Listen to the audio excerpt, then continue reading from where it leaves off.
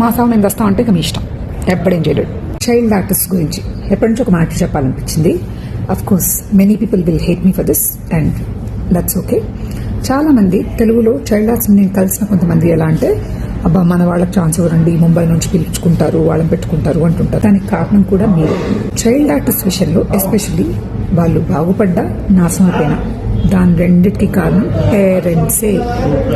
Yes, పిల్లలు చిన్నగా ఉన్నప్పుడు క్యూట్ గా స్వీట్ గా ఉంటారని ఛాన్సెస్ వచ్చేస్తాయి. పిలిచిన తర్వాత బాగా చేసినా చేయకపోయినా మేనేజ్ చేసేసుకుంటారు. కానీ ఇదే ఒక ప్రొఫెషన్ లాగా పర్సూ చేయాలన్నా దానికి కొంచెం వర్క్ అవసరం.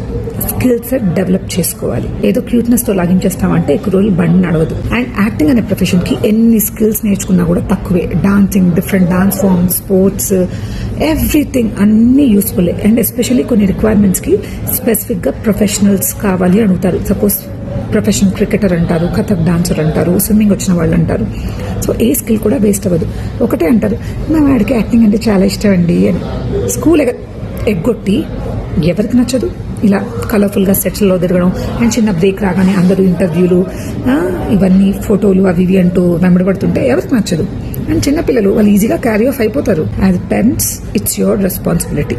వాళ్ళకి కొంచెం కూర్చోబెట్టి ఇది నిజంగా చేయాలనుకుంటే ఒళ్ళు దగ్గర పెట్టుకుని కొంచెం పని చేయాలని నేర్పిస్తే చాలా బాగుంటుంది. బయటవి బీభత్సమైన సుడున్నోళ్ళ గురించి నేను మాట్లాడలేదు. నేను మాట్లాడేది ఆమ్ జనతా, మ్యాంగో పీపుల్ గురించి.